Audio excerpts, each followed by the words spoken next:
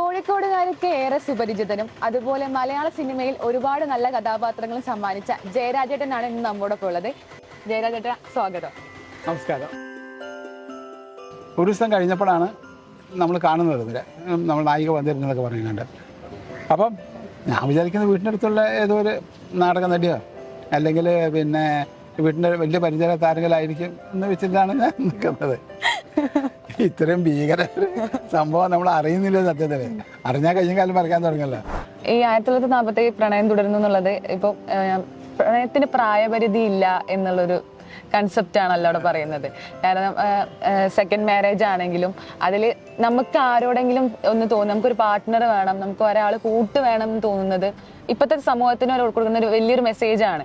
അപ്പോൾ കള്ളൻ അതിലാണ് ശരിക്കും ആദ്യമായി ശ്രദ്ധിക്കപ്പെട്ട ഒരു വേഷം കിട്ടുന്നത്. മമ്മൂക്കയുടെ മുമ്പ് പോയി നിൽക്കുകയും മമ്മൂക്ക ശരി ചെയ്യട്ടെ എന്ന് പറയുകയും മമ്മൂക്ക അത്രയും ശ്രദ്ധേയമായ ഒരു റോളാണ് അതിൽ ചെയ്തത്. അപ്പൊ അത് ഒരു കോർട്ട് റൂമിൽ അത്രയും ശ്രദ്ധിക്കപ്പെടുന്ന ഒരു റോളിലേക്ക് വരുമ്പോൾ മമ്മൂക്കയുടെ ഓപ്പോസിറ്റ് ആയിട്ടാണ് സാക്ഷി പറയുന്നത്. കുറച്ചുകൂടി ആളുകൾ ഇപ്പോഴത്തെ ആളുകൾ കുറച്ചും കൂടി ചേട്ടൻ അറിഞ്ഞൊരു കഥാപാത്രമാണ് ഹെലനിലേത്. എല്ലാവരുടെ മനസ്സിലും ഭയങ്കരമായിട്ട് തറച്ചൊരു കഥാപാത്രമാണ്.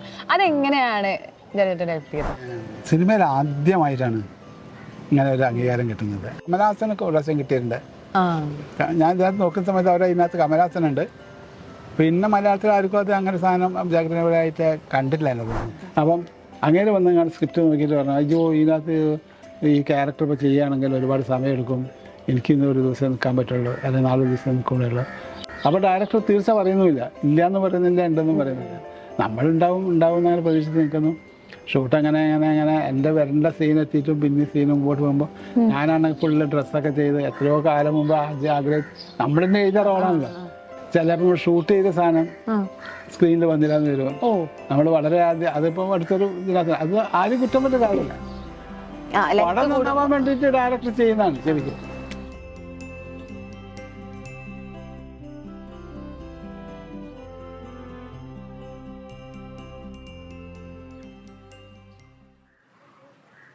ഇപ്പോൾ കോഴിക്കോടിന്റെ ഈ ഒരു തെരുവീതിയിൽ ഇങ്ങനെ ഇരിക്കുന്ന സമയത്ത് കോഴിക്കോട് ഒരുപാട് കണക്ഷൻ ഉണ്ടാകും. അപ്പോൾ ഈ നാടകം ആയിക്കോട്ടെ, പോരാട്ട നാടകത്തിലൂടെയൊക്കെയാണ് സിനിമയിലേക്ക് എത്തുന്നത്. ആ ഒരു ജേണി ഒന്ന് വിശദീകരിക്കോ? ശരിക്കും നമുക്കിവിടെ ഇരിക്കുമ്പോൾ നിന്റെ ചോദ്യത്തിൻ്റെ എല്ലാം കൂടി ഇതിൽ വരുന്ന സമയത്ത് ഞാൻ വളരെ ചെറുപ്പത്തിൽ, അതായത് നഗരത്തിലേക്ക് ഒറ്റയ്ക്ക് ഇറങ്ങി തുടങ്ങുന്ന കാലത്ത് ഈ ഭാഗങ്ങളിലൊക്കെ ഉണ്ടാവുന്ന വൈകുന്നേരങ്ങളിലൊക്കെ ഇറങ്ങുമ്പോണ്ടാവുന്ന എൻ്റെ ഒരു അനുഭൂതിയും ഇപ്പോഴത്തെ ഇതും പണ്ട് വളരെ ചെറുപ്പകാലത്ത് ഇപ്പം നാടകമായിട്ട് ബന്ധപ്പെട്ട കാര്യങ്ങൾ പറയുന്നതാണ്. ഇവിടെയൊക്കെ സ്ട്രീറ്റ് ബിസിനസ് ഉണ്ടായിരുന്നു പണ്ട്. പിന്നെ ഒരു നമ്മളെന്താ പറയുക, പെട്രോൾ മാക്സ് കത്തിച്ച് വെച്ച് മരുന്ന് കച്ചവടം എന്നൊക്കെ പറയുന്നുണ്ട്. ആളെ കൂട്ടിക്കൊണ്ട് ഭയങ്കര രസമുള്ള പരിപാടിയായിരുന്നു ഇതൊക്കെ. അപ്പോൾ അതൊക്കെ കണ്ടു നിൽക്കുക, എന്നിട്ട് അതൊക്കെ ഇമിറ്റേറ്റ് ചെയ്യുക, അതിൻ്റെ ആളായിരുന്നു ഞാൻ. അത് ഇപ്പോൾ ഈ സ്ട്രീറ്റിൽ നിൽക്കുമ്പോൾ ശരിക്കും ഒരു അനുഭൂതി വരുന്ന അതൊക്കെയാണ് എന്നിട്ട്. അപ്പൊ അന്ന് ആദ്യമായിട്ട് ചെയ്ത നാടകങ്ങളൊക്കെ ഓർമ്മയുണ്ടോ? അന്ന് തീർച്ചയായിട്ടും ഉണ്ട്. എല്ലാ നാടകം ഞാൻ പിന്നെ ആദ്യമായിട്ട് ചെയ്ത നാടകം തന്നെ സ്കൂളിൽ ഒരു ഹൈസ്കൂളിൽ പഠിക്കുമ്പോൾ, ഹൈസ്കൂളാണെന്ന് തോന്നുന്നു, ഹൈസ്കൂളിൽ പഠിക്കുന്ന സമയത്ത് ചെയ്തിരുന്ന ഒരു കണ്ണൻ ചിരട്ട എന്ന് പറഞ്ഞൊരു നാടകം എനിക്ക് ഓർമ്മയുണ്ട്. അന്ന് ഞാൻ സ്ത്രീവേഷ ചെയ്തിരുന്നു. പിന്നെ ഒരു പ്രായ ഒരാളെ സ്വത്തിന് വേണ്ടി കണ്ട് മക്കൾ അടിപിടി കൂടുമ്പോൾ ഉണ്ടാകുന്നതിൻ്റെ ഒരു ചെറിയൊരു കോമഡി കഥയായിരുന്നു. അപ്പോൾ ഈ നാടകം അല്ലാതെ ഒരുപാട് മ്യൂസിക് സാധനങ്ങളൊക്കെ ജയരാജന് അറിയാന്നുള്ളത് എങ്ങനെ അറിഞ്ഞു? ഒരുപാട് ജാസ് ആയിക്കോട്ടെ, അങ്ങനെ ഒരുപാട് ട്രൂപ്പുകളിലൊക്കെ വർക്ക് ചെയ്തിട്ടാണ് ഇങ്ങനെ സിനിമയിലേക്ക് എത്തിയത്. അത് ഒരുപാട് സഹായിച്ചു എന്നൊക്കെ എങ്ങനെ അറിഞ്ഞു? ശരിയാണ്, തീർച്ചയായും. കാരണം എനിക്ക് ആ കാലത്ത് പിന്നെ മ്യൂസിക്കായിട്ട് നല്ല ഇൻട്രസ്റ്റ് ഉണ്ടായിരുന്നു. ഇപ്പോൾ സമയത്ത് കുറേ നമ്മൾ യുണൈറ്റഡ് ഡ്രാമാറ്റിക് അക്കാഡമി എന്ന് പറഞ്ഞിട്ട് പാളയത്ത് തന്നെ ഒരു ചെറിയ സംഘടന ഉണ്ടായിരുന്നു. ചെറിയ സംഘടനയില്ല, അത് നാടകത്തിൽ വലിയ സംഘടനയായിരുന്നു. ശരിക്കും ഞാൻ സത്യത്തിൽ അവിടെ സംഘടനയിൽ നാടകം അഭിനയിക്കാനുള്ള ചാൻസിന് വേണ്ടിയിട്ടാണ് നോക്കിയത്. പക്ഷെ എനിക്ക് അന്ന് ഈ പിന്നെ താളങ്ങളെക്കുറിച്ച് ബോധം ഉണ്ടാവാനുള്ളതിനെ കൊണ്ട് അന്നൊരു ഒരു മ്യൂസിക് ട്രൂപ്പ് അവർ തുടങ്ങാൻ വേണ്ടി പോയിരുന്നു. അപ്പോൾ ആ മ്യൂസിക് ട്രൂപ്പിലേക്ക് ഞാൻ ഒരു ഹവായിൻ ഗിറ്റാറായിട്ട് ചെല്ലുകയും അങ്ങനെ അവിടെ ഒരു ഗിറ്റാറിസ്റ്റായിട്ട് അങ്ങനെ വർക്ക് ചെയ്യുകയും അവിടെ നിന്നുകൊണ്ട് താളങ്ങൾ പിന്നെ നമ്മുടെ tabla, Congo drum, triple drum എന്നൊക്കെ പറഞ്ഞിട്ടുള്ള പല ഡ്രമ്മുകൾ, താളവാദ്യങ്ങൾ അവിടുന്ന് പഠിച്ചു തുടങ്ങുകയും പിന്നെ അവരായിട്ട് അങ്ങനെയാണ് ഞാൻ മ്യൂസിക്കിലേക്ക് വരുന്നത്. ശരിക്കും ശരിക്കും എൻ്റെ ഉദ്ദേശം അവരെ നാടക ട്രൂപ്പിലേക്ക് എത്തിപ്പെടുക എന്നുള്ളതായിരുന്നു. അത് സാധിക്കും ചെയ്തിട്ടോ. പിന്നെ ഭാവിയിൽ കുറച്ച് കഴിഞ്ഞപ്പോഴത്തേനും ആ നാടക ട്രൂപ്പിലെ ഒരു ശ്രദ്ധിക്കപ്പെടുന്ന നടനായിട്ട് മാറാനും പറ്റി.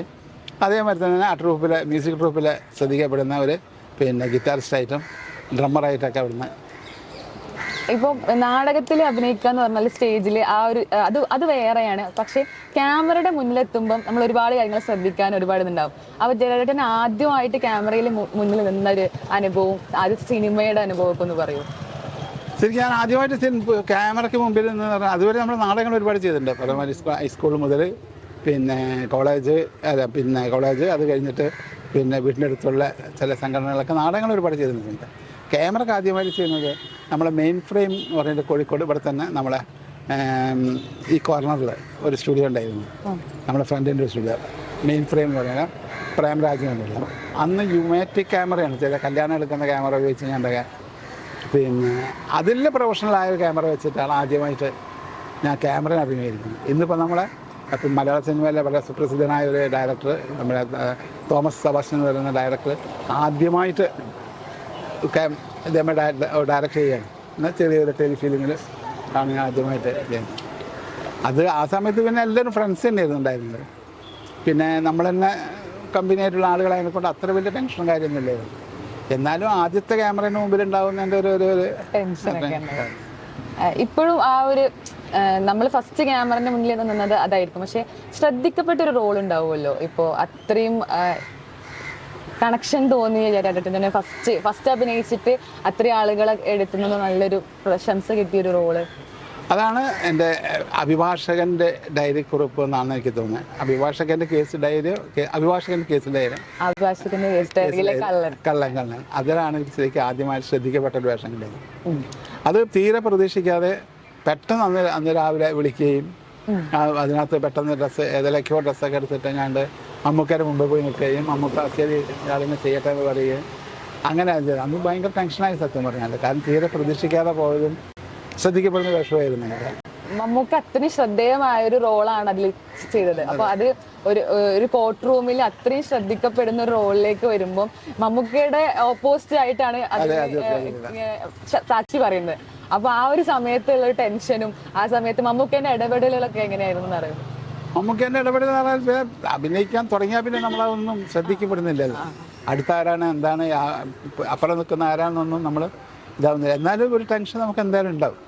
അതിന്റെ പ്രധാന കാരണം എന്താണെന്ന് വെച്ചാൽ അന്ന് ക്യാമറ നമുക്ക് പിന്നെ ഫിലിമാണ്. ഈ ഫിലിം ഓടിക്കൊണ്ടിരിക്കുമ്പോൾ ശബ്ദം ഉണ്ടാവും.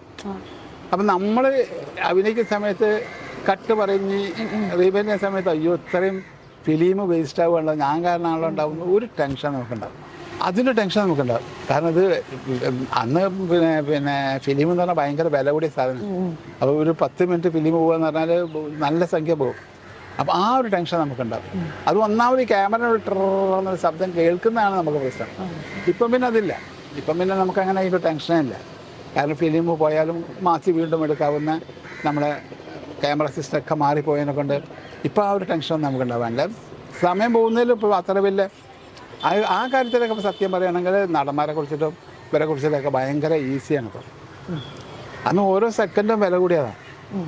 ഇവരെ മുമ്പിൽ നിൽക്കുന്ന സമയത്ത് ഉണ്ടാകുന്ന ക്യാമറ വേസ്റ്റ് ആവുന്നതും ടൈം വേസ്റ്റ് ആവുന്നതും ഒക്കെ ഇപ്പം പിന്നെ നമുക്ക് എത്ര സമയം വേണമെങ്കിലും അവർ തരും.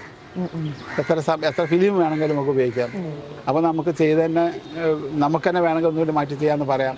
അല്ല എനിക്കിത് പോരാ സാർ എനിക്ക് ഒന്നുകൂടെ ചെയ്യാമെന്നൊക്കെ പറയാം. എന്നാതൊന്നും പറയാൻ പറ്റില്ല.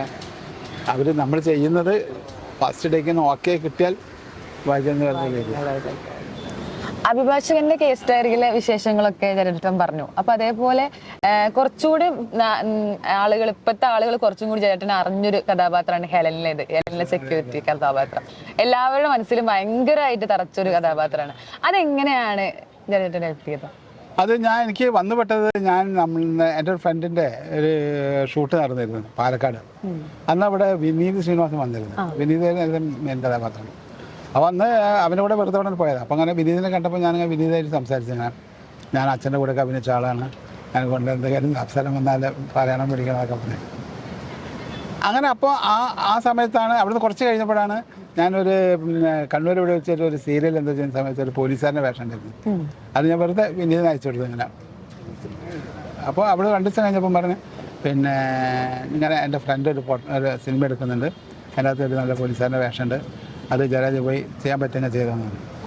അങ്ങനെയാണ് ഞാൻ അവിടെ പോകുന്നത്. നമ്മുടെ ഡയറക്ടർ പേരെന്തായിരുന്നു, മാത്തുക്കുട്ടി. അപ്പം എന്നാൽ പിന്നെ ഞാൻ പോകുമെന്ന് പറഞ്ഞ് പോകുന്നു.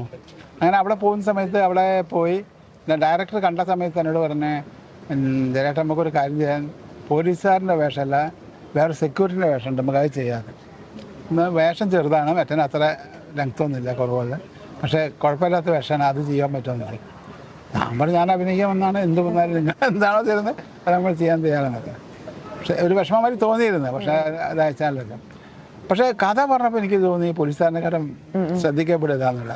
കാരണം ഞാൻ എവിടെയോ വെച്ചിട്ട് ഒന്ന് ഒരു ഇതിനകത്ത് കണ്ടിട്ടുണ്ടായിരുന്നു ഇതിൻ്റെ ഈ ഒരു ക്ലിപ്പിംഗ്. അപ്പം ഞാൻ ആയിക്കോട്ടെ ചെയ്തോളാം പറഞ്ഞിട്ട് അങ്ങനെയാണ് ആ റോൾ വന്ന് വീഴുന്നത്. അത് പിന്നെ ആ സെക്യൂരിറ്റിൻ്റെ വേഷം എനിക്ക് വന്ന് കിട്ടുന്നത്. അത് വളരെ അധികം ആൾക്കാർ ശ്രദ്ധിച്ചു എന്ന് മാത്രമല്ല, എനിക്ക് ജീവിതത്തിൽ വലിയൊരു ഒരു ഒരു ഒരു ഒരു കാര്യം ഉണ്ടായിരുന്നു അതുകൊണ്ട്. കാരണം എന്താ വെച്ചാൽ ഒരു ദിവസം ഞാനിങ്ങനെ പാളയം അതുകൊണ്ട് വരുന്ന സമയത്ത് നമ്മളെ ഒരു ഭാഗത്തുനിന്ന് ഒരു മകളും അമ്മയും കൂടി വരുന്നുണ്ടായിരുന്നു. പെട്ടെന്ന് അവർ ക്രോസ് ചെയ്ത് എൻ്റെ അടുത്തേക്ക് വന്നിട്ട് വെച്ചാൽ നിങ്ങളിങ്ങനെ സെക്യൂരിറ്റി ഇതിനകത്ത് ഞാൻ പറഞ്ഞ ഉടനെ ആ സ്ഥിതി പറഞ്ഞാൽ ഞാൻ മോളോട് പറയും, മോളെ എപ്പോഴും ഇങ്ങനെ ആരെങ്കിലും കണ്ടാൽ ചിരിക്കണം, അങ്ങനെ ഇതാണ്. അപ്പോൾ അതെനിക്ക് ഭയങ്കരമായിട്ട് ഇതായിരുന്നു. കാരണം നമ്മളിത് ഇങ്ങനെ കലയിൽക്കൂടെ ചെയ്തെങ്കിലും കൂടി അത് ഓരോരുത്തരും ജീവിതത്തിലേക്ക് പകർത്തുന്നത് പറയുമ്പോൾ ഉണ്ടാകുന്ന നമ്മളെ എന്തിനാണോ നമ്മൾ മെനക്കെടുന്നത് അതിൻ്റെ ഒരു റിസൾട്ട് കിട്ടുന്ന മാതിരി എനിക്ക് ഫീൽ ചെയ്തത്. അത് എന്നെ വല്ലാതെ ഇതാക്കിയിട്ടുണ്ട്. ഡയലോഗുള്ള കഥാപാത്രം അല്ലെങ്കിലും ഒരുപാട് ആളുകളിലേക്ക് എത്തിപ്പെട്ട ആൾക്കാരുണ്ടായിരുന്നു. അതെനിക്ക് ഭയങ്കരമായിട്ട് ഒരുപാട് ഇതുണ്ടാക്കി. അതിലൂടെയാണ് എനിക്ക് ശരിക്കും സത്യം പറഞ്ഞാൽ ജനനം 1947 പ്രണയം തുടരുന്ന ഒരു സാധനം അയാൾ വിളിക്കപ്പെടുന്നത്. ജയചന്ദ്രൻ പറഞ്ഞപ്പോൾ 1947 പ്രണയം തുടരുന്നു, അത് നല്ലൊരു സിനിമയാണ്. ഞാൻ പേഴ്സണലി ഞാൻ കണ്ടൊരു വ്യക്തി എന്നുള്ള രീതിയിൽ നല്ലൊരു ഇപ്പോഴത്തെ കാലഘട്ടത്തിലെ ആളുകൾക്ക് ഒന്നുകൂടി ഓർമ്മയിലേക്ക് പോകാൻ പറ്റുന്ന ഒരു നല്ലൊരു സിനിമയാണ്. അപ്പോൾ ആ ഒരു സിനിമയിലേക്ക് എത്തുമ്പോൾ ഒരു പുതുമുഖ സംവിധായകനാണ് ഈ ഒരു കഥയുമായിട്ട് ജയചന്ദ്രൻ അടുത്തേക്ക് എത്തുന്നത്. അപ്പോൾ ഇത്രയും വർഷത്തെ പാരമ്പര്യമുള്ള ജയചന്ദ്രൻ ഒരു നായക വേഷം ഇത്രയും തേടിയെത്തുമ്പം എന്തായിരുന്നു മനസ്സിൽ, എങ്ങനെ ഞാനിത് കൈകാര്യം ചെയ്യും, ഇങ്ങനെ ഒരു പുതുമുഖ സംവിധായകനാണല്ലോ എന്നുള്ളൊരു പേടി എന്തെങ്കിലും ഉണ്ടായിരുന്നു? പേടിയല്ല, സത്യം പറഞ്ഞാൽ എനിക്ക് അപ്പോഴും എൻ്റെ പിന്നെ ഹെലനോടായിരുന്നു എനിക്ക് കടപ്പാടുണ്ടായിരുന്നു. കാരണം ഹെലൻ കണ്ടതിനെ കൊണ്ടാണല്ലോ അത് എങ്ങനെ വിളിച്ചത് എന്ന് മനസ്സിൽ തോന്നുകയും ഇങ്ങനെ സെൻട്രൽ റോളാണെന്ന് പറഞ്ഞിട്ടുണ്ടായിരുന്നു. അങ്ങനെ കഥ അവർ ഇവിടെ വന്ന് കോഴിക്കോട് വന്ന് എന്നോട് കഥയൊക്കെ തന്നെ പറഞ്ഞ് പിന്നെ അങ്ങനെ പേടിയൊന്നും തോന്നിയില്ല. കാരണം അതിൻ്റെ രസം എന്താ വെച്ചാൽ നമ്മൾ ഇതിൻ്റെ മുമ്പേ ഇതേമാതിരി ഒരുപാട് ആളുകൾ നായക വേഷം എന്നൊക്കെ പറഞ്ഞാണ്ട് നമ്മൾ തുടങ്ങും. 2 ദിവസം ഷൂട്ട് നടക്കും, 3-ാം ദിവസം ഷൂട്ടിങ്ങാരെ കാണൂല, കാരണം കാശ് ഉണ്ടാവില്ല. അങ്ങനെ ഒപ്പിച്ചും കണ്ടാണ് അധികം ചെയ്യാറ്. നായക വേഷം ഇതേമാതിരി ചെയ്തിട്ടുണ്ട്, നായക വേഷം പ്രധാന വേഷം അതൊക്കെ പറഞ്ഞ് ചെയ്തിട്ടുണ്ട്. പക്ഷെ ഒന്നും പൂർത്തിയാവില്ല, കാരണം സാമ്പത്തിക പ്രശ്നങ്ങളായിരിക്കും. ഇവർ ആവേശത്തിൽ തുടങ്ങും, 2 ദിവസം കൊണ്ട് ഷൂട്ട് ഇതായിട്ട് പോകും. ആ ഒരു രീതിയിൽ തന്നെ ഞാൻ ഇതൊന്നും കണ്ടിട്ടില്ലോ. അങ്ങനെയാണ് പോകുന്നത്. പോകുന്ന സമയത്ത് അവിടെ പോയി ചെല്ലുന്ന സമയത്ത് നമ്മൾ അന്ന് പിന്നെ നമ്മുടെ കൊറോണൻ്റെ സമയമാണ്. അപ്പോൾ എവിടെ ഒന്നായിട്ട് നിൽക്കാനുള്ള സാഹചര്യം ഒന്നുമില്ല.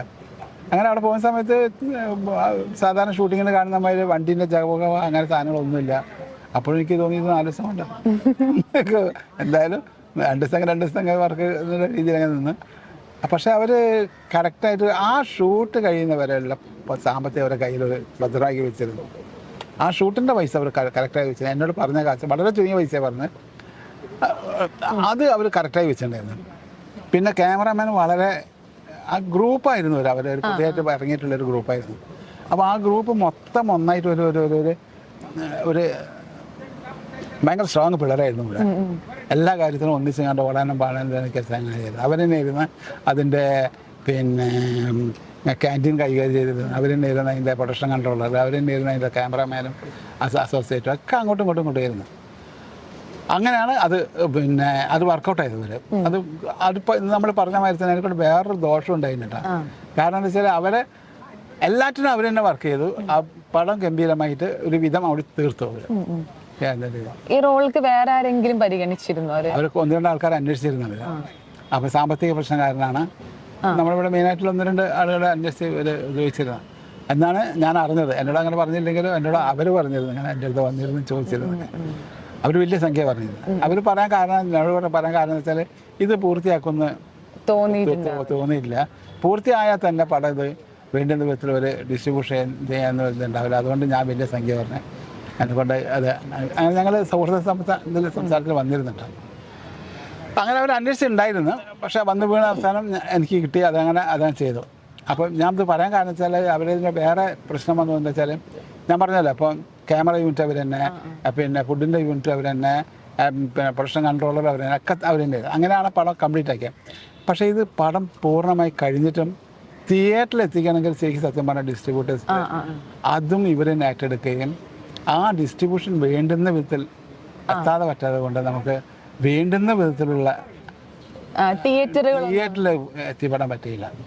പിന്നെ തിയേറ്ററിൻ്റെ ഈ പറഞ്ഞ മാതിരി നമ്മളെ ഇപ്പോഴത്തെ എല്ലാ പടവും എടുക്കാത്ത അങ്ങനെ കുറേ പ്രശ്നങ്ങളൊക്കെ ആയിട്ട് അങ്ങനെ തിയേറ്ററിൽ വേണ്ടത് എത്തിയിട്ട് ആളുകൾ കാണാൻ പറ്റിയില്ല എന്നുള്ളത്. ഏതായാലും ഇപ്പം അടുത്ത് നമുക്ക് OTT-ൽ വരുമെന്ന് പ്രതീക്ഷിക്കുന്നു.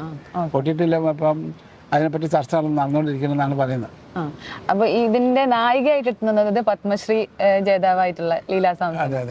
അപ്പൊ അവരെ കൂടെ അഭിനയിക്കാൻ അറിഞ്ഞപ്പോൾ ഉള്ള ഒരു ഇതെന്തായിരുന്നു? അത് വലിയ രസമാണ്. കാരണം എന്നെ ഇതേമാതിരി പല വലിയ ആളുകളെ നോക്കിയിട്ട് കിട്ടാതെയാണ് എന്നെ ഇതാക്കിയത്. അപ്പോൾ എന്നോട് ഷൂട്ടിങ്ങിൻ്റെ തലേന്ന് വരെ പറഞ്ഞത് പിന്നെ നമ്മുടെ ചുറ്റുവട്ടത്തുള്ള ഒരു സ്ത്രീയുണ്ട്, അവരെയാണ് നമ്മൾ കണ്ടുവച്ച് അങ്ങനെയാണ് പടം തുടങ്ങാൻ പോകുന്നതൊക്കെ പറഞ്ഞത്. അങ്ങനെയാണ് എന്നോട് ആദ്യം പറഞ്ഞിരുന്നത്. അപ്പോൾ ഇവരിങ്ങനെ തിരയുന്നുണ്ടെന്ന് തോന്നുന്നുണ്ട്. പക്ഷേ പടത്തിൻ്റെ ഷൂട്ടിങ് തുടങ്ങി ഒരു ദിവസം കഴിഞ്ഞപ്പോഴാണ് നമ്മൾ കാണുന്നത് ഇവരെ, നമ്മൾ നായിക വന്നിരുന്നതൊക്കെ പറയുന്നുണ്ട്. അപ്പം ഞാൻ വിചാരിക്കുന്ന വീട്ടിൻ്റെ അടുത്തുള്ള ഏതോ ഒരു നാടക നടിയോ അല്ലെങ്കിൽ പിന്നെ വീട്ടിൻ്റെ വലിയ പരിചയ താരങ്ങളായിരിക്കും എന്ന് വെച്ചിട്ടാണ് ഞാൻ നിൽക്കുന്നത്. ഇത്രയും ഭീകര സംഭവം നമ്മൾ അറിയുന്നില്ല. സത്യത്തിൽ അറിഞ്ഞാൽ കഴിഞ്ഞ കാലം മറക്കാൻ തുടങ്ങിയല്ലോ.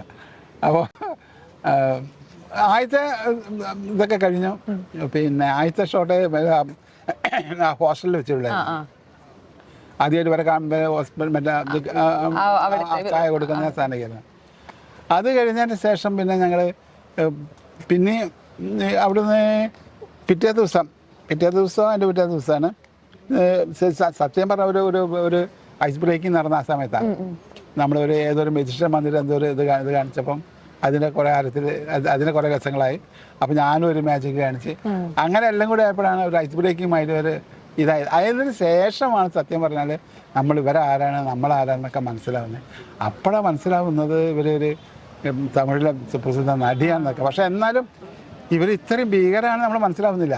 ഷൂട്ടിങ് കഴിഞ്ഞ് 2 ദിവസം കഴിഞ്ഞപ്പോഴാണ് സത്യം പറഞ്ഞാൽ മനസ്സിലാവുന്നത് ഇവർ അവിടെ അവാർഡൊക്കെ വാങ്ങിയിട്ടുള്ള ഭീകര ഡാൻസറാണ് എന്നൊക്കെ അറിയുന്നതും ഇതൊക്കെ.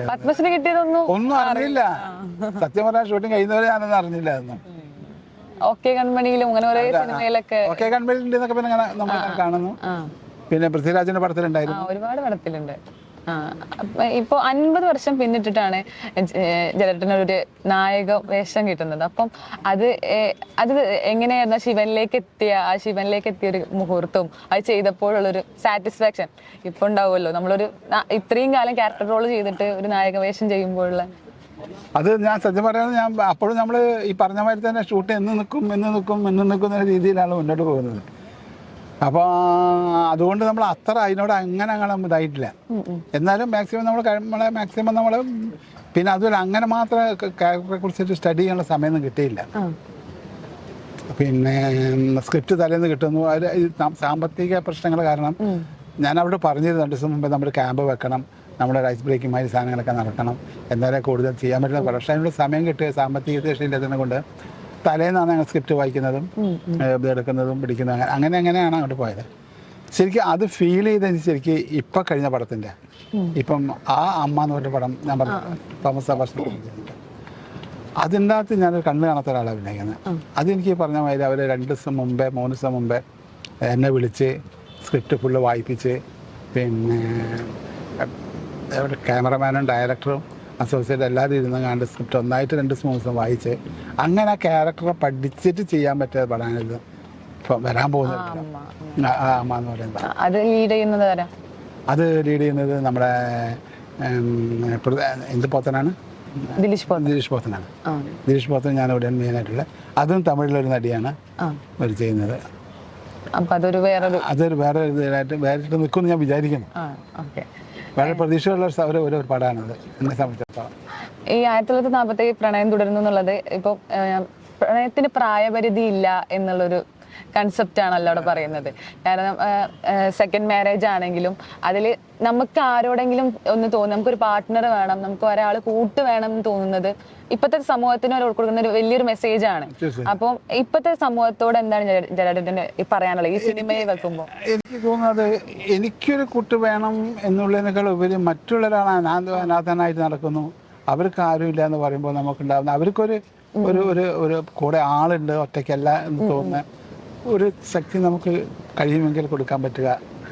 എന്നിട്ട് അതിന് നമ്മൾ സ്വീകരിക്കുമ്പം സമൂഹത്തിലുണ്ടാവുന്ന പ്രശ്നങ്ങളും എല്ലാ സാധനത്തിനും നമുക്ക് നേരിടാൻ വേണ്ടിയിട്ടുള്ള ഒരു സംരംഭം ഉണ്ടാവുക. അത് സഹിക്കുമ്പോഴാണ് ജീവിതം നമ്മൾ ജീവിക്കുന്നു എന്ന് തോന്നുന്ന ഒരു ഇതുണ്ടാവുമെന്ന് എനിക്കാണ്. അങ്ങനെയാണ് ഞാൻ ആ റോളെടുത്തതും റോളിനെ കണ്ടതും. അത്രത്തോളം അവിടുത്തെ എത്തിയെന്ന് എനിക്ക് മനസ്സിലാകുന്നില്ല. അങ്ങനെയൊക്കെയാണ് ഞാൻ റോളിനെ കണ്ടിരുന്നത്. കാരണം നമ്മളെ ഒരു പാർട്ട്ണർ, നമ്മുടെ സമൂഹം, നമ്മുടെ ഒരു മനുഷ്യൻ, നമ്മളെപ്പോലെ ഒരു മനുഷ്യൻ അനാഥരായിട്ട് ആരുമില്ല എന്ന് തോന്നാതെ കിടക്കുന്നു. അവർക്കൊരു കൈത്താങ്ങ് നമ്മളെ കഴിയാവുന്നത് ചെയ്യേണ്ടതാണ്, ഈ ഒരു മരണത്തിനിടയിൽ ചെയ്യേണ്ടതാണ് എന്ന് തോന്നുന്നതാണ്. അപ്പോൾ ഈ ഒരു പുതുമുഖ സംവിധായകൻ വന്നിട്ട് ഒരു യുവാവാണ്. അപ്പം ഒരു പ്രായമുള്ള ഒരു ആളുടെ കഥ പറയുന്നു, പ്രായമുള്ളൊരു പ്രണയം പറയുന്നു. ഇപ്പോഴത്തെ കാലത്ത് പല പ്രണയങ്ങളും പറയുന്നുണ്ടാവും. അപ്പോൾ ഒരു പ്രായമുള്ള ഒരാളുടെ പ്രണയം പറയുന്നു എന്ന് പറയുമ്പോൾ ജയരാജേട്ടൻ ഒരു എന്താണെന്നുള്ളൊരു സംശയം ഉണ്ടായിരുന്നു. എന്തുകൊണ്ടാണെന്ന് ചോദിച്ചിരുന്നു? ഇല്ല, അത് എന്താ വെച്ചാല് പിന്നെ ആ ഗ്രൂപ്പിന് പ്രത്യേകത എന്താ വെച്ചാല് എല്ലാവരും ടീനേജാണ്. കല്യാണം കഴിഞ്ഞത് പറയുന്നത് ക്യാമറമാനും അങ്ങനെ 1-2 ആളുകൾ 3 മാത്രമേ അതിനകത്ത് കല്യാണം കഴിഞ്ഞാണ്ട് ചെറിയ കുട്ടികളെ തീർന്നില്ല. ബാക്കിയുള്ളവർ മുഴുവൻ ടീനേജാണ്. ഇതിനകത്ത് അഭിനയിക്കുന്ന ഞങ്ങളെല്ലാവരും പ്രായമുള്ളവരുമാണ്. ഈ ഒരു കോൺടാക്ട് ഉണ്ടല്ലോ, അത് ഞങ്ങൾക്ക് ഭയങ്കരമായിട്ട് ഫീൽ ചെയ്തിരുന്നു. അവരവരുടേതായ രീതിയും നമ്മുടേതായ രീതിയും തമ്മിലങ്ങനെ ജോലി ചെയ്തങ്ങനെ പോയിരുന്നത്. നമ്മുടെ കൂടെ പ്രായ ആളുകൾ ഞാൻ മാത്രമല്ലല്ലോ, ഞാനുണ്ട്, പാർട്ട്ണർ, നമ്മുടെ പാർട്ട്നേഴ്സൊക്കെ പ്രായ ആളുകൾ തന്നെയാണ്. അങ്ങനെ 2 ഗ്യാങ്ങുകളങ്ങനെ വർക്കൗട്ട് കഴിഞ്ഞാൽ കുറച്ചും കൂടെ ആൾക്കാർക്ക് നമുക്ക് ആ ജനറേഷൻ ഗ്യാപ്പ് അങ്ങനെ ഫീൽ ചെയ്തിട്ടുണ്ടാവില്ല. മുംബൈ ജാഗരണം ഫിലിം ഫെസ്റ്റിവലിൽ ബെസ്റ്റ് ആക്ട്രസ് റാണി മുഖർജി, ബെസ്റ്റ് ആക്ടറായിട്ട് ജയരാജൻ എന്നുള്ള ആ ഒരു പേര് കേട്ടപ്പോൾ ഇത്രയും കാലമായിട്ട് സിനിമയിലുള്ള ഒരാളെന്ന രീതിയിൽ എന്തായിരുന്നു ആ ഒരു മൊമെന്റിൽ അത് കേട്ടപ്പോഴുള്ളൊരു ഫീല്? എനിക്കതൊരു ഭയങ്കര ഒരു ഷോക്കുമായി തന്നെയായിരുന്നു. കാരണം എന്ന് വെച്ചാൽ എനിക്ക് നാടകത്തിൽ ഒരുപാട് അവാർഡുകളും പിന്നെ ബെസ്റ്റ് ആക്ടർ അവാർഡും കിട്ടിയിട്ടുണ്ട്. വളരെ ചെറുപ്പം മുതലേ കിട്ടിയിട്ടുണ്ട് ചെറുപ്പം. പിന്നെ സിനിമയിൽ ആദ്യമായിട്ടാണ് ഇങ്ങനെ ഒരു അംഗീകാരം കിട്ടുന്നത്. അതും ഞാൻ കേട്ടിട്ട് പോലും ഇല്ലാത്ത ജാഗ്രത അവാർഡ്.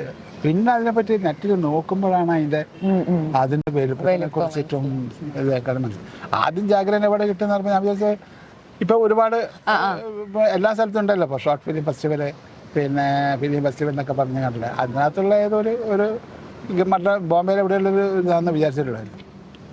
പക്ഷെ അവർ സത്യത്തിൽ ഞാൻ പറഞ്ഞാൽ പോയി വന്നതിൻ്റെ ശേഷമാണ് ഞാൻ നെറ്റിലൊക്കെ നോക്കാൻ തുടങ്ങി.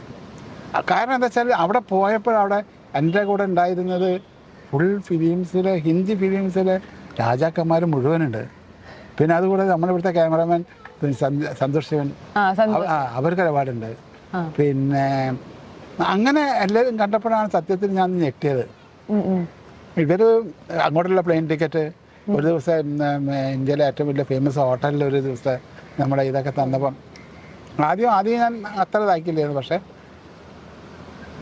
ഇത് കഴിഞ്ഞ് ഞാൻ അപ്പം ഇത്രയും വലിയ പ്രശ്നമാണല്ലോ നോക്കിയപ്പോഴാണ് നെറ്റിനകത്ത് അതിൻ്റെ അകത്തുള്ള സത്യത്തിൽ അവർ 10 വർഷത്തോളമായിട്ട് ഇത് നടത്തുന്ന ഒരു വലിയൊരു ജാഗ്രത അവാർഡാണ്. മലയാളത്തിൽ വേറെ ഏതെങ്കിലും ആക്ടറോ ആക്ട്രസോ ആരെങ്കിലും ഉണ്ടായിരുന്നോ? ഇല്ല. ഞാൻ ചെക്ക് ചെയ്ത് നോക്കിയ സമയത്ത്, പിന്നെ ചെക്ക് ചെയ്ത സമയത്ത് കമലഹാസനൊക്കെ ഒരു പ്രാവശ്യം കിട്ടിയിട്ടുണ്ട്. ഞാൻ ഇതിനകത്ത് നോക്കുന്ന സമയത്ത് അതിനകത്ത് കമലഹാസനുണ്ട്. പിന്നെ മലയാളത്തിൽ ആർക്കും അത് അങ്ങനെ സാധനം ജാഗ്രതയായിട്ട് കണ്ടില്ല എന്നതൊന്നും. ഭയങ്കര ഒരു ഭാഗ്യം എന്ന് പറഞ്ഞാൽ തീരെ പിന്നെയാണ് പേടിക്കാൻ തുടങ്ങിയത്. നമ്മളൊക്കെ വാങ്ങിയതിനെ കുറിച്ച് പിന്നെ അവിടെ നിന്നിട്ട് നമ്മള് പിന്നീട് ഒരുപാട് അവാർഡുകൾ ഈ സിനിമക്ക് കിട്ടിയിട്ടുണ്ട്. അതെ, പിന്നെ ബെസ്റ്റ് ആക്ടർ കിട്ടി, ഓസ്ട്രേലിയയിൽ ബെസ്റ്റ് ആക്ട്രസിന്റെ അവാർഡ് കിട്ടി, തമിഴ്നാട്ടിൽ കിട്ടി, പിന്നെ ഡയറക്ടർക്ക് കിട്ടി, ക്യാമറമാൻ കിട്ടി. കാരണം അതൊക്കെ അതിനകത്ത് ഫിലിമിൽ ഉണ്ടായിരുന്നു കേട്ടോ, കാണാൻ മാത്രം ഉണ്ടായിരുന്നു. അവരുടെ ഡയറക്ഷനും ക്യാമറമാൻ്റെ കഴിവുകളും ഒക്കെ അതിനകത്തുണ്ടായിരുന്നു. ആ ഒരു കഥ എവിടെന്നാ ഷൂട്ട് ചെയ്തത്? ഭയങ്കര ഒരു ഗ്രാമീണ പശ്ചാത്തലമുള്ള ഒരു അത് 90% നടന്ന വൈക്കത്ത് വെച്ചിട്ട്, വൈക്കം ഭാഗങ്ങളിൽ വെച്ചിട്ടാണ്. അവിടെ തന്നെയാണ് വരെ ഈ നമ്മളെ ഈ ക്രൂവിൻ്റെ സ്ഥലം മുഴുവൻ. ഈ വൃദ്ധസദനത്തിൽ തന്നെയാണോ? വൃദ്ധസദനമാണ്, പക്ഷെ അത് ക്രിസ്ത്യൻ ഒരിതാണ്. അവിടെ പ്രാർത്ഥനാലയവും ഉണ്ട്, കുറച്ച് വൃദ്ധന്മാരുണ്ട്, കുറച്ച് പിന്നെ ഒരു ഭാഗത്ത് പിന്നെ കുട്ടികളും അങ്ങനെ പ്രായമുള്ളവരുണ്ട്. അങ്ങനെ എല്ലാം കൂടി മിക്സ് ചെയ്തിട്ടൊരു സാധനമാണ്. ഈ കഥനെ കുറിച്ച് ചോദിച്ചിരുന്നോ? ഇങ്ങനെ എന്തെങ്കിലും ഇപ്പൊ നമ്മളിവിടെ നടന്ന വല്ല കഥയാണോ, ഇൻസ്പയർ ആയിട്ടാണോ എന്നെന്തെങ്കിലും ചോദിച്ചിരുന്നോ? അതിനെപ്പറ്റി ഒന്നും പറഞ്ഞില്ല. കാരണം ഇദ്ദേഹം കുറേ കാലം മുമ്പ് എഴുതിയ സാധനം. ഇത് വെച്ചെങ്ങാണ്ട് പല ആഴത്ത് പോവുകയും പല ആളായിട്ട് സംസാരിക്കുകയും ചെയ്തിട്ടുണ്ടായിരുന്നു. അപ്പം എനിക്ക് തോന്നുന്നു അങ്ങനെ മനസ്സിൽ നിന്നെടുത്ത് ചെയ്ത് തന്നെ ആയിരിക്കും. എവിടെയോ ഒരു സ്പാർക്ക് ഉണ്ടായപ്പം അത് സിനിമയാക്കാൻ വേണ്ടി ചെയ്ത് കഴിഞ്ഞാൽ. ജയചേട്ടാ, ഇത്രയും വർഷക്കാലം സിനിമ ഇൻഡസ്ട്രിയിൽ നിൽക്കുന്നുണ്ട്. അപ്പോൾ ഒരുപാട് എങ്ങനെയായാലും ഒരുപാട് ബുദ്ധിമുട്ടുകളും കാര്യങ്ങളൊക്കെ പലർക്കും ഉണ്ടാവാറുണ്ട്. അങ്ങനെ സിനിമയിൽ നിലനിൽക്കാന്ന് പറഞ്ഞാൽ ഭയങ്കര പാടുള്ള കാര്യമാണ്. അപ്പൊ അത്തരത്തിൽ എന്തെങ്കിലും ബുദ്ധിമുട്ടുകളോ മനസ്സിൽ തങ്ങി നിൽക്കുന്ന എന്തെങ്കിലും അനുഭവങ്ങൾ എന്തെങ്കിലും ഉണ്ടോ? അത് നമ്മളൊരു താല്പര്യമാണല്ലോ ഇതിനകത്ത്. എന്ത് പ്രശ്നങ്ങൾ വന്നാലും നമ്മളെ താല്പര്യം കൊണ്ടാണ് നമ്മൾ ഇത് പോകുന്നത് പോലെ. അങ്ങനെ നോക്കുകയാണെങ്കിൽ ഒരുപാട് പ്രശ്നങ്ങൾ നമുക്ക് ജീവിതത്തിൽ നമുക്ക് ഇതാണോ വലുത് അതാണോ വലുതെന്ന് തോന്നുന്നുണ്ടാവുന്ന നമുക്ക്. ഇപ്പോൾ സപ്പോസ് ഞാനൊരു കാര്യം പറയാം. ഇപ്പം നമ്മളെ കുട്ടികളൊക്കെ പഠിക്കുന്ന കാലത്ത് കുട്ടികൾക്ക് അത്യാവശ്യം വേണ്ടുന്ന പുസ്തകങ്ങളും കാര്യങ്ങളൊക്കെ വാങ്ങാനുള്ള സാമ്പത്തികം നമ്മൾ ഞെരങ്ങുന്ന സമയത്തായിരിക്കും ഏതെങ്കിലും ഒരു പിന്നെ നാടകത്തിനെ കുറിച്ചിട്ടോ അല്ലെങ്കിൽ ഒരു സിനിമയെക്കുറിച്ചുള്ള വല്ല പുസ്തകങ്ങളൊക്കെ ആരെങ്കിലും പറയുക പിടിച്ചു കഴിഞ്ഞാൽ അപ്പോൾ നമുക്കത് വാങ്ങാനുള്ള സാമ്പത്തിക ശേഷി പെട്ടെന്നുണ്ടാവില്ല. ചിലപ്പോൾ ഞാൻ പറയാം, ഇപ്പോൾ ഈ ഓണം വിഷുവിനൊക്കെ വരുന്ന സമയത്ത് മറ്റേ ബുക്ക് ഫെസ്റ്റിവലൊക്കെ ഉണ്ടാവും. അപ്പോൾ നമ്മൾ വിചാരിച്ചിരുന്ന പുസ്തകം വളരെ കുറഞ്ഞ പൈസക്ക് നമ്മുടെ മുമ്പിലുണ്ടാവും. പക്ഷെ അപ്പോൾ വാങ്ങുമ്പം കുട്ടികളെ പുസ്തകം വാങ്ങണോ അതോ ഇത് വാങ്ങണോ എന്നുള്ള ഇങ്ങനത്തെ കുറേ പ്രശ്നങ്ങൾ വരും. പക്ഷെ നമ്മളെ താല്പര്യം അത് ഇതായതിനെ കൊണ്ട് നമ്മൾ പെട്ടെന്ന് ആ പുസ്തകം വാങ്ങും.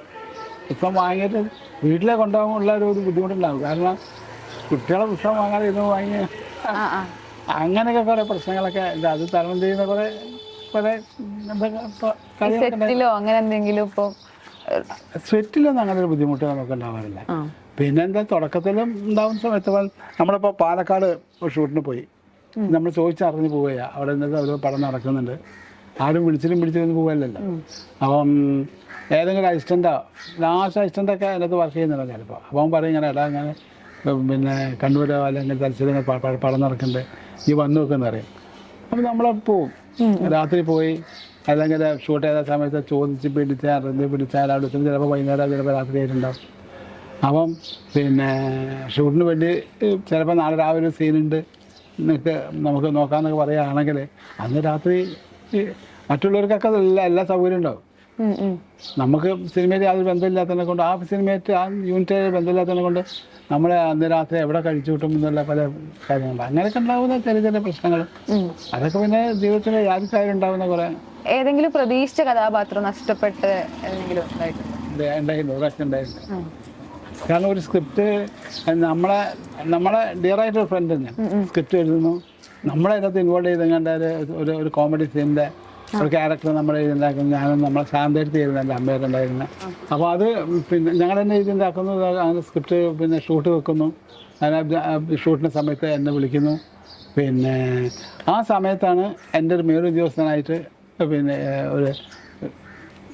ഇന്നിപ്പോൾ മലയാളത്തിൽ പ്രസിദ്ധനായ ഒരു ആക്ടറായിരുന്നു. പിന്നെ ഇപ്പം ഇത്ര സജീവമല്ലെങ്കിലും നിന്നിരുന്നൊരു ആക്ടറാണ്. ആക്ടർ പേര് പറയാൻ എനിക്ക് മടിയുണ്ട്, അതുകൊണ്ടാണ്. അപ്പം അങ്ങനെ വന്നങ്ങാണ്ട് സ്ക്രിപ്റ്റ് നോക്കിയിട്ട് പറഞ്ഞു, അയ്യോ ഇതിനകത്ത് ഈ ക്യാരക്ടർ ഇപ്പോൾ ചെയ്യുകയാണെങ്കിൽ ഒരുപാട് സമയമെടുക്കും, എനിക്കിന്ന് ഒരു ദിവസം നിൽക്കാൻ പറ്റുള്ളൂ, അല്ലെങ്കിൽ 4 ദിവസം നിൽക്കുള്ളൂ. അതിനെക്കൊണ്ട് ഈ ക്യാരക്ടറും കൂടി എഴുതുന്ന സമയത്ത് ഒരുപാട് സമയം പോകും അതിനെക്കൊണ്ട്. അപ്പോൾ ഡയറക്ടർ തീർച്ച പറയുന്നുമില്ല, ഇല്ലയെന്ന് പറയുന്നില്ല, ഉണ്ടെന്നും പറയുന്നില്ല. നമ്മളുണ്ടാവും എന്നങ്ങനെ പ്രതീക്ഷിച്ച് നിൽക്കുന്നു. ഷൂട്ട് അങ്ങനെ എൻ്റെ വരേണ്ട സീനെത്തിയിട്ടും പിന്നെ സീനും മുമ്പോട്ട് പോകുമ്പോൾ ഞാനാണെങ്കിൽ ഫുള്ള് ഡ്രസ്സൊക്കെ ചെയ്ത് എത്രയോ കാലം മുമ്പ് നമ്മളെന്നെ എഴുതിയ റോളാണല്ലോ, നമ്മളെന്നെ ഉണ്ടാക്കിയൊരു സംഭവമാണല്ലോ. ഒരു പോലീസ് ഡ്രസ്സൊക്കെ കടം വാങ്ങിക്കൊണ്ടുവന്നങ്ങാണ്ട് എന്നൊക്കെ ഇട്ടുങ്ങാണ്ട് ഇങ്ങനെ റെഡിയായിട്ട് നിൽക്കുന്നു. പക്ഷേ ഷൂട്ടിൻ്റെ സമയം ഇങ്ങനെ നീണ്ടു പോകുന്നു. വൈകുന്നേരം 5 മണിയായപ്പോൾ ബാക്കപ്പ് പറയുന്നു, ഇന്നവരെല്ലാവരും പോകുന്നു. പിന്നെ അങ്ങനെയൊക്കെ ഉണ്ടാവുന്ന സംഭവങ്ങളൊക്കെ ഉണ്ട്. പിന്നെ ചിലപ്പോൾ ഷൂട്ട് ചെയ്ത സാധനം സ്ക്രീനിൽ വന്നില്ലാന്ന് വരും. ഓ നമ്മൾ വളരെ ആദ്യം അതിപ്പോൾ അടുത്തൊരു ഇതിനകത്ത് അത് ആരും കുറ്റം പറ്റ കാര്യമില്ല. പടം നന്നാവാൻ വേണ്ടിയിട്ട് ഡയറക്ടർ ചെയ്യുന്നതാണ് ശരിക്കും. പക്ഷെ നമ്മളെ സംബന്ധിച്ചോളം ആക്ടറെ സംബന്ധിച്ചോളം ഒരു പ്രശ്നം തന്നെ. കാരണം വെച്ചാൽ വളരെ പ്രതീക്ഷിക്കുന്ന നല്ല സീനായിരിക്കും, ചിലപ്പോൾ സീൻ മൊത്തം എടുത്തു പോകും. അത് ചിലപ്പോൾ പടത്തിൻ്റെ ആവശ്യത്തിനായിരിക്കും, ലെങ്ത് കൂടിയിട്ടോ അല്ലെങ്കിൽ ആ സീനിൽ യാതൊരു ബന്ധം ഉണ്ടാവില്ല. നമ്മളല്ലല്ലോ പടം, നമ്മുടെ ഒരാളല്ലല്ലോ പടം, മൊത്തമാണല്ലോ പടം. ആ പടത്തിൻ്റെ വിജയത്തിന് വേണ്ടിയിട്ട് ചെയ്യുന്നതാണ്. അങ്ങനെയൊക്കെ ഒരുപാട് നിങ്ങളുണ്ട്. എന്ന് നമ്മൾ സമാധാനിക്കുക എന്നുള്ള തിയേറ്ററിലൊക്കെ പോയിരിക്കുമ്പോ നമ്മൾ കാണുമ്പോ നമ്മളെ സീനില്ല എന്ന് പറയുമ്പോൾ അപ്പൊ പടം തിയേറ്ററിൽ ആദ്യം പോയി കണ്ട് നമ്മൾ ഉണ്ടെന്ന് ഉറപ്പിച്ചതിന് ശേഷം തന്നെ അഭിനയിക്കുന്നുണ്ടെന്ന് പറയാൻ പറ്റുള്ളൂ. ഈ കൂട്ടുകാരുടെ ഇടയിൽ ഒരു ചായപ്പീടിക എന്നുള്ള ഒരു പേര് ഉണ്ടല്ലോ. അപ്പൊ ഇപ്പൊ നല്ലൊരു നടനായിട്ട് അവരെ മുന്നിൽ നിൽക്കുമ്പോൾ അവരുടെ ഒരു പ്രതികരണം കൂട്ടുകാരുടെ ഇടയിലുള്ള അത് വന്നപ്പോ പണ്ട് നമ്മളിങ്ങനെ ഒരുപാട് ഫ്രണ്ട്സ് ഉണ്ട്. അതൊക്കെ എനിക്ക് ഞാൻ പറയാം, നമ്മൾ നാടകക്കാരായിട്ടും മ്യൂസിക് ആയിട്ട് മാജിക് ഗ്രൂപ്പായിട്ട് അങ്ങനെ ഒരുപാട് ഇതുള്ളതിനെ കൂടെ ഒരുപാട് ഫ്രണ്ട്സ് ഉണ്ട്. അപ്പം സാധാരണ എനിക്ക് ചായപ്പീടിക ഇരുന്ന് കണ്ടുള്ള സീനുകൾ അധികം ഉണ്ടാവാറ്. അപ്പൊ അതിനെ കൊണ്ട് അവരിങ്ങനെ ജസ്റ്റ് ഇങ്ങനെ എന്നെ കളിയാക്കി വിളിക്കുന്ന അത്രയുള്ള ഇന്നത്തെ കാര്യങ്ങൾ. പിന്നെ അവർക്കും അവരങ്ങനെ കാണുന്നതുള്ള നമ്മളെ പ്രതീക്ഷ അവിടെ അല്ലേ. നമ്മൾ പിന്നെ നല്ല വേഷങ്ങൾ കിട്ടുമെന്ന കാരണത്തിൽ നമ്മൾ മുന്നോട്ട് പോകും. ഈ ഒരു സിനിമ കഴിഞ്ഞപ്പം ഫിലിം ഇൻഡസ്ട്രിയിൽ നിന്ന് ഏതെങ്കിലും കോളുകളോ ആരെങ്കിലും വിളിക്കുക എന്തെങ്കിലും ചെയ്തിരുന്നോ ഇങ്ങനെ അഭിനയത്തിനെ കുറിച്ച് പറഞ്ഞു? തീർച്ചയായിട്ടും. നമ്മളെ ഇത് ഹെലൻ കഴിഞ്ഞ പഠനം ഇതേമാതിരി സംഭവം ഉണ്ടായിരുന്നു. ഹെലൻ കഴിഞ്ഞ് നമ്മളെ സിദ്ദിഖ് ലാലിൻ്റെ ലാലാണല്ലോ നമ്മളെ ഇവിടെ അച്ഛനായിട്ട് അഭിനയിക്കുന്നത്. അതിന് ഷൂട്ടിങ് കഴിഞ്ഞു. പിന്നെ അവിടുന്ന് ഒരു ദിവസം കഴിഞ്ഞിട്ടുള്ള. അപ്പം ഞാൻ വൈഫായിട്ട് ഡോക്ടറെ അടുത്ത് പോയിരുന്നായിരുന്നു. അപ്പോൾ അത് ഡോക്ടറെ കാണിച്ച മരുന്ന് വാങ്ങാൻ വേണ്ടി ഇങ്ങനെ സ്ട്രീറ്റ് പോയിട്ട് പിന്നെ മരുന്ന് ഇങ്ങനെ കാണിക്കുന്നു, അല്ല ചീട്ട് കാണിക്കുന്നു. അതിൻ്റെ തിരക്കെല്ലാം കൂടി ചില്ലറ ഇറങ്ങുന്ന സമയത്ത് എനിക്കൊരു കോൾ വരുന്നു. വളരെ ബേസ് വായിച്ചാൽ പിന്നെ വളരെ നന്നായിട്ടുണ്ട് കേട്ടോ അങ്ങനെ തന്നെയാണ്. അപ്പോൾ ഞാൻ വിചാരിച്ചു ആരാണ് എൻ്റെ ഫ്രണ്ട്സ് ആരാണ് കളിയൊക്കെ എടാ നീ സംസാരിക്കാതിരിക്കണം, എനിക്ക് വേറെ സമയമില്ല അപ്പോൾ എന്നൊക്കെ പറഞ്ഞ് വെച്ച്. പിന്നെ എനിക്ക് ഡൗട്ടായി ഞാൻ ആരാന്ന് വെച്ചാൽ ലാലാനോട് എന്ന് പറയുന്നുണ്ട്. അപ്പോൾ ഞാൻ വിചാരിച്ചു നമ്മൾ കൂടുതലൊരു ഇങ്ങനെ സ്ഥിരമായിട്ടുണ്ടാകുന്നതാണ്. ലാലായിട്ടും പിന്നെ മമ്മൂട്ടിയായിട്ടൊക്കെ പല ആൾക്കാരും വിളിക്കും മനസ്സിലാക്കാൻ വേണ്ടിയിട്ട്. അങ്ങനെ ഞാൻ ഇടപെടാന്നൊക്കെ പറഞ്ഞ അവിടെ വെച്ച്. പിന്നെ ഉച്ചയ്ക്ക് ശേഷം ഒരു ഡൗട്ട് വന്നപ്പോൾ വീണ്ടും വിളിച്ചേ ഇതേ നമ്പറിൽ അങ്ങോട്ട് വിളിച്ചപ്പോഴാണ് സിദ്ദിഖ് ലാലിനെ ലാലാണ് വിളിക്കുന്നത് ഒറിജിനലായിട്ട്. പടം നന്നായിരുന്നു, നിനക്ക് നമ്മളെക്കാട്ടും ഒരു ഞാനത് റോബോട്ടുള്ളത്, പക്ഷേ നിന്നാണ് എല്ലാവരും പറഞ്ഞതെന്നൊക്കെ പറഞ്ഞിട്ട് പിന്നെ അദ്ദേഹം വീട്ടിലേക്കൊക്കെ വിളിച്ചിരുന്നു പിന്നെ എൻ്റെ 25-ാം ദിവസമൊക്കെ. അങ്ങനെയൊക്കെ അനുഭവം ഉണ്ടാവാറുണ്ട്. ഈ സിനിമ കഴിഞ്ഞപ്പോൾ ഒരുപാട് അവാർഡൊക്കെ കിട്ടിയപ്പോൾ നമ്മൾ ആരെങ്കിലും അല്ല പിന്നെ അപ്പോഴൊക്കെ സീരിയസ് അല്ലല്ലോ. പിന്നെ നമ്മളിങ്ങനെ പറയും, കാരണം ഇങ്ങനെ വിളിച്ചിരിക്കുകയാണെങ്കിൽ പല പ്രശ്നങ്ങളാണ്, ബുദ്ധിമുട്ടാണ്. പിന്നെ അതല്ല ഇപ്പം നമ്മളെക്കൊണ്ട് സീരിയസ് ആയിട്ട് പടത്തിലേക്ക് കയറി തുടങ്ങിയപ്പോൾ പിന്നെ ഫ്രണ്ട്സുകൾ അങ്ങനെ ഒന്നും കാണാറില്ല. ഈ ഒരു നടൻ എന്ന രീതിയിൽ ഇപ്പൊ 22 വർഷങ്ങൾ ആവാനായി, ഒരു 50 വർഷത്തോളമായി സിനിമയിൽ നിൽക്കുന്നു. അപ്പോൾ ഒരു താങ്കളിപ്പോ സംതൃപ്തനാണോ? കുടുംബത്തിൽ നിന്നുള്ള ഒരു സപ്പോർട്ട് ഉണ്ടാവുമല്ലോ, കാരണം ഇത്രയും വർഷം 50 വർഷം ഒരു സിനിമയിൽ മാത്രം നിൽക്കുക എന്ന് പറഞ്ഞു കഴിഞ്ഞാൽ ഭയങ്കര ബുദ്ധിമുട്ടുള്ള കാര്യമാണ്. കാരണം നമുക്ക് എങ്ങനെ ആയാലും ഏർണിങ്സ് വേണം, നമ്മൾ കുടുംബം നിലനിന്ന് പോകണം എന്നൊക്കെ ഉണ്ടാവും. അപ്പം നമ്മുടെ പാഷൻ്റെ രീതിയിൽ കലയ്ക്ക് ഇത്രയും ഇമ്പോർട്ടൻസ് കൊടുത്ത് മുന്നോട്ട് പോകുമ്പോൾ കൂടെ സപ്പോർട്ടിന് എന്തായാലും കുടുംബം വേണം. അപ്പം അത് ആ ഒരു സപ്പോർട്ട് എങ്ങനെയായിരുന്നു? ആദ്യ സമയങ്ങളിലൊക്കെ ശരിക്ക് വൈഫ് സപ്പോർട്ട് ചെയ്തിട്ടുണ്ടായിരുന്നു. പിന്നെ എന്താ വെച്ചാൽ ഞാൻ വർക്ക് ചെയ്ത് നടുകൂടെ വേറെ പല വർക്കിനും പോയിട്ടുണ്ടായിരുന്നു. ഇപ്പം വെസ്റ്റ് ഇന്ത്യ സ്റ്റീൽ കമ്പനിയിൽ ഒരു വെൽഡറായിട്ടാണ് വർക്ക് ചെയ്തിട്ടുണ്ട്. ആ കമ്പനിയുടെ സ്ഥിതി എങ്ങനെയാണെന്ന് വെച്ചാൽ പിന്നെ 2 വർഷം വർക്ക് ചെയ്താൽ പിന്നെ 3 വർഷം സമരമായിരിക്കും. അപ്പോൾ ഈ സമയങ്ങളിലൊക്കെ ഞാൻ എന്നെ സപ്പോർട്ട് ചെയ്തിരുന്നത് എൻ്റെ ഇതേമാതിരി ആർട്ടായിരുന്നു. ഒന്നെങ്കിൽ മേജിക്കിന് പോകും, അല്ലെങ്കിൽ ഓർക്കസ്ട്രയ്ക്ക് പോകും, അല്ലെങ്കിൽ ഇതേമാതിരി ചെറിയ സിനിമയ്ക്ക് കിട്ടാവുന്നത്. അപ്പം നമ്മൾ സപ്പോർട്ട് ചെയ്താൽ വേറെ നിവൃത്തില്ല എന്നുള്ള അതാണ് ആൾക്കാർ വരുമാന മാർഗം ഉണ്ടായിരുന്നത്. അങ്ങനെയുള്ള വീട്ടിൽ സപ്പോർട്ടുകളും കാര്യങ്ങളൊക്കെ തീർച്ചയായിട്ടും ഉണ്ടായിട്ടുണ്ട്. ഇപ്പം മക്കളൊക്കെ അതായതിനു ശേഷം ഒന്നും കൂടി ഇപ്പം സിനിമയിൽ നിന്നാണ് കാര്യമായിട്ടുള്ള 2 പെൺകുട്ടികളാണല്ലോ. അപ്പോൾ അവർക്ക് അഭിനയത്തോട് എന്താണ്? അവർക്ക് അഭിനയത്തിനോട് വലിയ താല്പര്യമൊന്നുമില്ല. ഞാനങ്ങനെ താല്പര്യം ഇതാക്കിയിട്ടുമില്ല, അവരെ നിർബന്ധിച്ചിട്ടൊന്നുമില്ല ഇതിന് വേണ്ടിയിട്ട്. അവർക്ക് അവരൊരു ഇത് പിന്നെ അഭിനയത്തിനോട് താല്പര്യമില്ല എന്നുള്ളൂ. ബാക്കിയുള്ള പരിപാടികളും വളരെ ചിത്രരചന, പിന്നെ പാട്ടിൻ്റെ കാര്യത്തിൽ അതിനകത്തൊക്കെ വലിയ താല്പര്യമാണ്. രണ്ടാൾക്കും ഒരു ഇതേമാതിരി ഫിലിം ഫീൽഡ് മാതിരി തന്നെ ഇതിനകത്ത് വർക്ക് ചെയ്യാൻ 2 ചാനലിൽ വർക്ക് ചെയ്യണം. ഒരാൾ മീഡിയ 1-ൽ സൗണ്ട് എഞ്ചിനീയറായിട്ട് വർക്ക് ചെയ്യുന്നുണ്ട്, ഒരാൾ മനോരമ ചാനൽ വർക്ക് ചെയ്തിരുന്നത്. ഇപ്പോൾ കുറച്ചായിട്ട് കൊറോണയെ കുറിച്ച് സമയമായപ്പം അത് ഒഴിവാക്കിയത് സ്വന്തം ചാനലൊക്കെ തുടങ്ങാനുള്ള പരിപാടി അങ്ങനെ എല്ലാവരും മീഡിയ ഇൻഡസ്ട്രിയിലായിട്ടാണ് എടുക്കുന്നത്. അവരുടെ ഹസ്ബൻഡും അങ്ങനെ തന്നെ. ഇപ്പോൾ 2024 ഒരുപാട് നല്ല നല്ല സിനിമകൾ ഇറങ്ങുന്നുണ്ട്. മലയാള സിനിമ വേറൊരു തരത്തിലേക്ക് പോയി എന്നുള്ള ഒരുപാട് ഇതുണ്ട്. കാരണം ഒരുപാട് സിനിമകൾ ഇറങ്ങി, ആടുജീവിതം പോലെ ഒരുപാട് സിനിമകൾ ഇറങ്ങി. അപ്പോൾ അത്തരം സിനിമകളൊക്കെ ഇറങ്ങിയപ്പോൾ മലയാള സിനിമയിലെ എങ്ങനെയാണ് ജയരാജേട്ടൻ്റെ ഒരു ഇത്ര വർഷക്കാലം ഇവിടെ ഉണ്ടല്ലോ, അപ്പോൾ എന്താണ് നോക്കിക്കാണുന്നത് ഈ ഒരു സിനിമ? എൻ്റെ ജീവിതത്തിൽ ഞാൻ ഇങ്ങനെ സിനിമ കണ്ടുകൊണ്ടിരിക്കുന്ന കാര്യം പല രീതിയിൽ പല ആളുകളെ കയ്യിലായിരുന്നു സിനിമ. ആദ്യം നാടകക്കാരുടെ കയ്യിലായിരുന്നു സിനിമ. അന്നാണ് തിക്കുറി സുകുമാരൻ നടപ്പെട്ട ആളുകളൊക്കെ നാടകക്കാരെ പി ജെ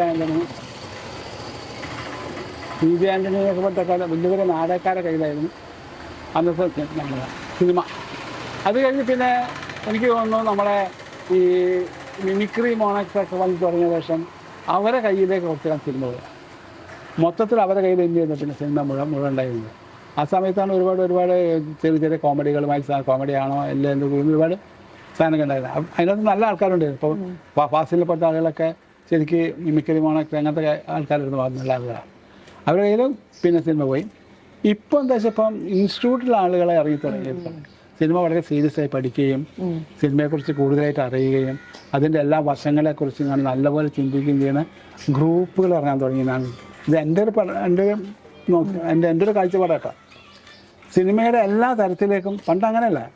പണ്ട് ഒരു മിമിക്രിക്കാരനോ ഒരു നാടകക്കാരനോ അവൻ്റെ രീതിയിലേക്ക് മൊത്തം സിനിമ കൊണ്ടവരാണ്. ഇപ്പോൾ അതൊക്കെ വിഭജിക്കപ്പെട്ടു. ക്യാമറമാൻ വേറെ തന്നെ രീതിയിൽ, മറ്റേ ഡയറക്ടർ വേറെ രീതിയിൽ, ആക്ടർ വേറെ രീതിയിലൊക്കെ സ്റ്റഡി ചെയ്യാൻ തുടങ്ങി. അതിൻ്റെ എല്ലാ ഉൾഭാഗത്തേക്കും പോയിട്ട് സിനിമ അതിൻ്റെ വിശാലമായ സ്ക്രീനിലേക്ക് അതിൻ്റെ എല്ലാ സ്ഥലത്തേക്കും ശ്രദ്ധ മാറി. അപ്പോൾ നമ്മുടെ മലയാള പടം ഞാൻ പറയുന്നു വളരെ നന്നായി തുടങ്ങുന്നത് ചെയ്യുന്നുണ്ട്. അതിൻ്റെ എല്ലാ വശങ്ങളിലും എല്ലാവരും വേണ്ടപ്പെട്ട ആളുകൾ വേണ്ടുന്ന രീതിയിൽ തന്നെ അതിനെ കൈകാര്യം ചെയ്തെന്ന് പറയുമ്പോൾ അതിന് വേണ്ടുന്ന രീതിയിലുള്ള പ്രൊമോഷൻസും വീട്ടിലുള്ള കാര്യങ്ങളും മലയാള സിനിമ വളരെ മെച്ചപ്പെട്ട് വരുന്നില്ല. അപ്പം നല്ല നല്ല സിനിമകൾ വരുന്നു എന്ന് തന്നെയാണ്. പുതിയ സിനിമകളൊക്കെ പോയി ഇപ്പോൾ ഇറങ്ങിയതൊക്കെ പോയി കാണാറുണ്ട്. അധിക സിനിമകൾ കാണാറുണ്ട്. ഇനിയിപ്പോൾ ഇറങ്ങാനിരിക്കുന്ന സിനിമകൾ ഏതൊക്കെയാണ്? ഒന്നിപ്പോൾ ഞാൻ പറഞ്ഞില്ലേ, നമ്മളെ എൻ്റെ ഏറ്റവും പ്രതീക്ഷയുള്ള സിനിമയാണ് മാ അമ്മ എന്ന് പറയുന്നത്. Thomas Sebastian. മാ അമ്മ എന്നാണ് പേരെന്ന് എനിക്ക് തോന്നുന്നത്. അതുവരെ മാറ്റിയിട്ടില്ല എന്നാണ് തോന്നുന്നത്. ചിലപ്പോൾ മാറ്റാൻ സാധ്യതയുണ്ട് എന്നാണ് എന്നോടൊപ്പം പറഞ്ഞത്. പിന്നെ ദിലീപ് പോത്തൻ പിന്നെ ഒക്കെ നല്ല ആക്ടേഴ്സ് ഉണ്ട് അതിനകത്ത്. നല്ല കുറച്ച് ഉള്ളെങ്കിലും കൂടി ചെറിയ സബ്ജക്റ്റാണ്. എല്ലാം നല്ല ആക്ടേഴ്സാണ്. ഞാൻ ഇത് കണ്ടു, നമ്മുടെ ഡബിന് പോയ സമയത്ത് കുറേ എല്ലാം നന്നായി അഭിനയിച്ചിട്ടുണ്ട് ആ പടം. എനിക്ക് വലിയ പ്രതീക്ഷയുള്ള പടമാണ് അത്. പിന്നെ വേറെ ഒന്നുമില്ല, ചെറിയ പടങ്ങളൊക്കെ ഇങ്ങനെ ചെയ്തു വരുന്നുണ്ട്. ഷൂട്ടിങ് നടന്നുകൊണ്ടിരിക്കുന്നുണ്ട് ഇപ്പോൾ ഒരു ഷൂട്ടിങ് കഴിഞ്ഞത് പിന്നെ ഇതാണ് ജാതകം. എന്ത് ജാതകം? വിനീത് ശ്രീനിവാസൻ്റെ ഒരു ജാതി ജാതകം. പിന്നെ ഇപ്പം കഴിഞ്ഞു നമ്മുടെ അനന്തപുരി ഇപ്പം തിയേറ്ററിലെത്തി. അന്ധകാരം അതേമാതിരി തിയേറ്ററിലെത്തി. അങ്ങനെ കുറച്ച് പടങ്ങൾ ചെയ്തതൊക്കെ ഇപ്പോൾ തിയേറ്ററിൽ വന്ന് തുടങ്ങിയിട്ടുണ്ട്. ഇനിയും ഒരുപാട് സിനിമകൾ ജയരാജേട്ടന് ചെയ്യാൻ പറ്റട്ടെ.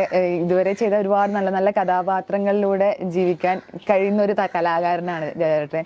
ഇനിയും ഒരുപാട് നല്ല കഥാപാത്രങ്ങൾ, നായക പ്രാധാന്യമുള്ള കഥാപാത്രങ്ങൾ ചെയ്യാൻ കഴിയട്ടെ എന്ന് പറയുന്നു. Thank you so much.